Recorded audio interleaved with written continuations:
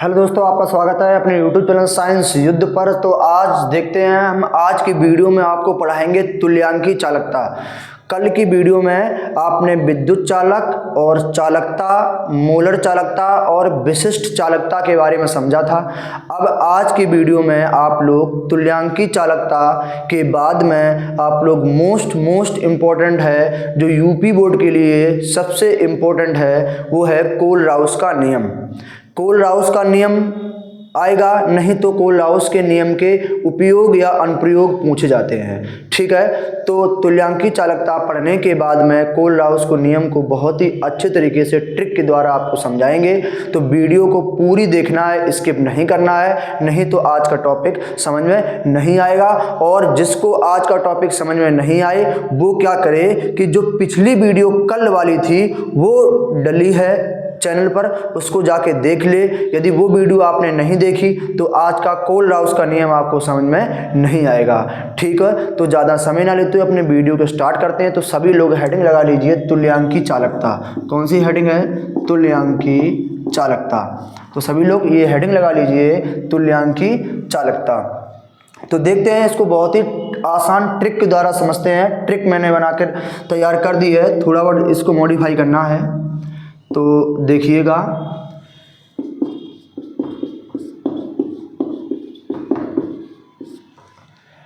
देखिएगा, इसकी ट्रिक के द्वारा आपको परिभाषा चुटकियों में याद हो जाएगी। कैसी इसकी ट्रिक है? किसी बिलियन में 1 ग्राम तुल्यांक वैद्युत अपघट्ट घोलने की चालकता को तुल्यांकी चालकता कहते हैं। बस आप लोग देखते रहें बोर्ड की तरफ, मैं आपको केमिस्ट्री यूं चुटकियों में याद करा दूंगा।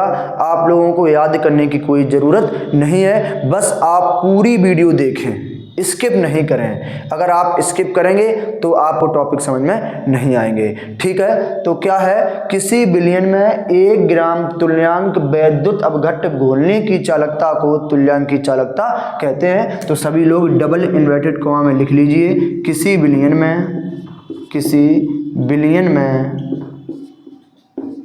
1 ग्राम तुल्यांक वैद्युत अपघट्ट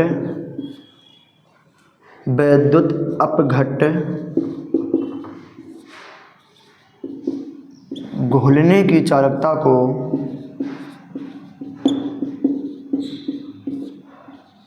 को तुल्यांकी चालकता कहते हैं। तुल्यांकी चालकता कहते हैं। ठीक है, तो बहुत ही सरल इसकी परिभाषा है, आप लोग देख लीजिएगा। अब बढ़ते हैं इसकी पॉइंट की तरफ, किससे प्रकट करते हैं। तो पॉइंट लगा के आप लोग लिख लीजिए, इसे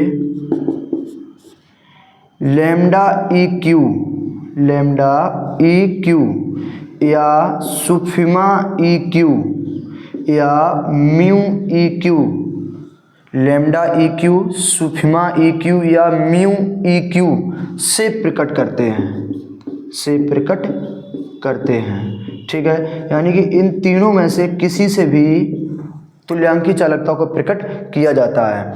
तो अब इसकी यूनिट की तरफ बढ़ते हैं, इसके मात्रक की तरफ बढ़ते हैं कि इसका मात्रक क्या होता है। सुनिए, इसका एसआई मात्रक जो होता है, क्या होता है? सीमेंस मीटर स्क्वायर तुल्यांक इनवर्स होता है। तो अब इसके व्यवहारिक मात्रक की तरफ चलते हैं। इसके दो जो व्यवहारिक मात्रक हैं, नंबर 1, नंबर 2। पहला आपका है म्यू सेंटीमीटर इनवर्स और तुल्यांक इनवर्स। म्यू सेंटीमीटर इनवर्स और तुल्यांक इनवर्स। और अगला कौन सा है? ओम इनवर्स सेंटीमीटर इनवर्स तुल्यांक इनवर्स। कौन सा है? ओम इनवर्स सेंटीमीटर इनवर्स तुल्यांक इनवर्स होता है। ठीक है, तो बहुत ही सरल तरीके से मैंने तुल्यांकी चालकता की परिभाषा आपको समझा दी है और अच्छे तरीके से बता भी दिया है, और इसके मात्रक को भी समझा दिया है कि इसका एसआई मात्रक और व्यवहारिक मात्रक क्या होते हैं। अब बढ़ते हैं इसके सूत्र की तरफ कि तुल्यांकी चालकता को ज्ञात करने का क्या सूत्र होता है, देखिए ध्यान से। तुल्यांकी चालकता को ज्ञात करने का जो सूत्र होता है वो लैम्डा ई क्यू बराबर क्या होगा, यहाँ लैम्डा ई क्यू की जगह पे सुफमा ई क्यू हो सकता है, म्यू ई क्यू हो सकता है, यहाँ कुछ भी हो सकता है, ठीक। तो लैम्डा ई क्यू बराबर कप्पा इंटू में 1000 अपॉन में कैपिटल एन। मोलर चालकता में यहाँ लैम्डा एम था और कप्पा इंटू 1000 अपॉन में एम था, और तुल्यांकी चालकता में लैम्डा ई क्यू बराबर कप्पा इंटू 1000 अपॉन में कैपिटल एन है, ठीक है। जहाँ जो कैपिटल एन बराबर है, कैपिटल एन बराबर है वो है क्या, नॉर्मलता, क्या है, नॉर्मलता, ठीक है। तो तुल्यांकी चालकता को मैंने बहुत ही अच्छी तरीके से निपटा दिया है, और आप लोग इसको देख लीजिए और याद कर लीजिए और इसका स्क्रीनशॉट ले लीजिए। फिर बढ़ते हैं कोल-राउस के नियम की तरफ, जो मोस्ट इम्पोर्टेंट है, ठीक है। तो देखते हैं नेक्स्ट टॉपिक जो आपका है वो कोल-राउस का नियम है। ये इसको आप मोस्ट डाल लीजिए, मोस्ट इम्पोर्टेंट जो है कोल-राउस का नियम है। कोल-राउस का जो नियम है, कोल-राउस का नियम पूछा जाएगा नहीं तो बोर्ड में, नहीं तो इस नियम पर जो उपयोग या अनुप्रयोग हैं ये बोर्ड में पूछे जाते हैं, ठीक है। तो ये इम्पोर्टेंट है कोल-राउस का नियम, और इसको मैं ट्रिक के द्वारा आपको बहुत ही आसान तरीके से याद करवा दूंगा, और आपको सिर्फ बोर्ड पर देखना है और देखते ही आपको कोल-राउस का नियम चुटकियों और सेकंडों में याद हो जाएगा, ठीक है। तो देखते रहें बोर्ड की तरफ, मैं इसकी ट्रिक बनाकर तैयार करता हूं। तब तक आप सभी लोग अपनी कॉपी में हेडिंग लगा लें कोल-राउस का नियम, ठीक है। तो तब तक हम इसकी ट्रिक बनाकर तैयार करते हैं।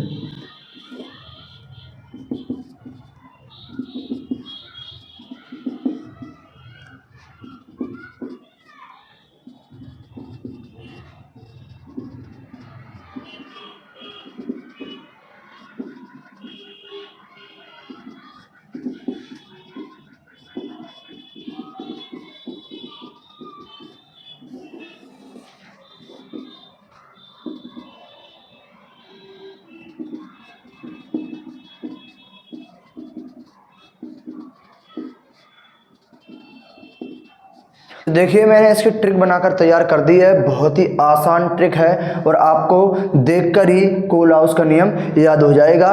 क्या है कोल-राउस का नियम, आप देखिए बोर्ड की तरफ। अनंत तन्यता पर किसी वैद्युत अपघट्य की मोलर चालकता उसके धनायन की मोलर चालकता और ऋणायन की मोलर चालकता के योग के बराबर होता है। क्या होता है कोल-राउस का नियम, एक बार पुनः सुन लीजिए।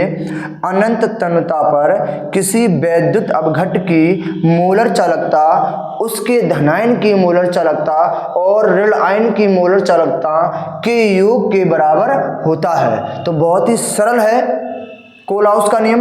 आपको लिखना कैसे है, पहले इस कोल-राउस के नियम को किसने दिया है और किसके संबंध में दिया है, तो वो प्लेटफॉर्म आपको तैयार करना है इसका, ठीक है। तो वो कैसे लिखना है मैं यहाँ बोर्ड पर नहीं लिखूंगा, मैं बोलकर आपको बता दे रहा हूँ, आप अपनी कॉपी में लिख लीजिए, ठीक है। क्योंकि यदि मैं उसको लिखूंगा तो वीडियो ज़्यादा लॉन्ग बनेगी और आपको समझने में भी प्रॉब्लम होगी, ठीक है। तो मैं इसका प्लेटफॉर्म जो है, जो लिखने का तरीका है वो बता दे रहा हूँ कैसे लिखना है, तो आप सभी लोग अपनी कॉपी में लिख लीजिए, ठीक है। तो कैसे लिखना है सुनिए ध्यान से। कोल-राउस नामक वैज्ञानिक ने अनंत तन्यता पर किसी वैद्युत अपघट्य की कोल-राउस नामक वैज्ञानिक ने अनंत तन्यता पर किसी वैद्युत अपघट्य की मोलर चालकता और उसके धनायन की मोलर चालकता तथा ऋणायन की मोलर चालकता के संबंध में अपना नियम प्रस्तुत किया, जिसे कोल-राउस का नियम कहते हैं, जिसे कोल-राउस का नियम कहते हैं, ठीक है। और इस नियम अनुसार अब इतना लिखने के बाद आप क्या करेंगे, डैश लगाएंगे और नई लाइन से डबल इन्वर्टेड कॉमा में काली पेन से लिखेंगे, ठीक है। जो लिखने का सबसे बेस्ट तरीका है, किसी का भी सिद्धांत या नियम को लिखिए तो आप उसको उसी के तरीके से डबल इन्वर्टेड कॉमा में लिखिए, जिससे कि एग्जामिनर आपकी कॉपी चेक करे और उसमें बेहतर से बेहतर अंक आपको प्रदान कर सके, ठीक है। तो क्या करेंगे, डैश लगाकर काली पेन से डबल इन्वर्टेड कॉमा में लिखेंगे। क्या लिखेंगे, क्या नियम दिया है, कैसा संबंध है ना। अनंत तन्यता पर किसी वैद्युत अपघट की मोलर चालकता उसके धनायन की मोलर चालकता तथा ऋणायन की मोलर चालकता के योग के बराबर होता है। ये डबल इन्वर्टेड कॉमा में आपको लिखना है, ठीक है। तो कोलराउस के नियम को डबल इन्वर्टेड कॉमा में कैसे लिखेंगे, देखिए ध्यान से। यहाँ अनंत तन्यता पर किसी वैद्युत अपघट की, तो अनंत तन्यता पर किसी वैद्युत अपघट की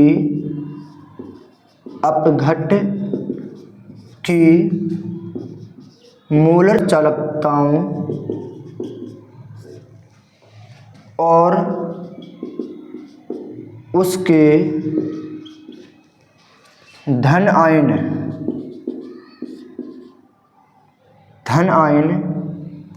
तथा ऋण आयन की मोलर चालकताओं के योग के बराबर होता है, ठीक है। तो ये इसका नियम है। आप डबल इन्वर्टेड कॉमा में इसी प्रकार इसको लिखेंगे कि अनंत तन्यता पर किसी वैद्युत अपघट की मोलर चालकताओं और उसके धनायन तथा ऋणायन की मोलर चालकताओं के योग के बराबर होता है, ठीक है। तो आप इसी प्रकार से इस नियम को बोर्ड में लिखेंगे जिससे कि आपको बेहतर अंक मिलेंगे, ठीक है।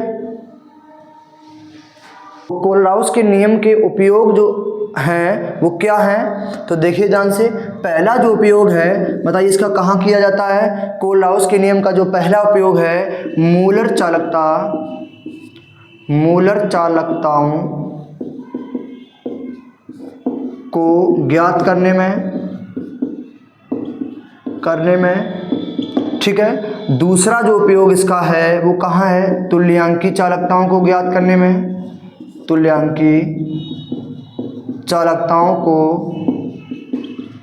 करने में, इसके बाद अगला जो तीसरा इसका उपयोग है वो कहाँ है, जल का आयनिक गुणनफल ज्ञात करने में, तो जल का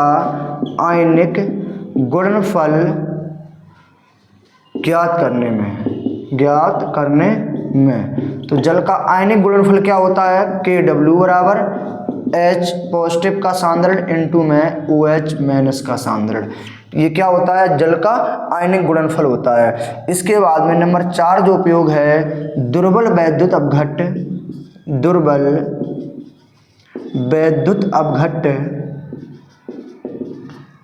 के आयनन की मात्रा या वियोजन की मात्रा, आयनन की मात्रा या वियोजन की मात्रा को ज्ञात करने में किया जाता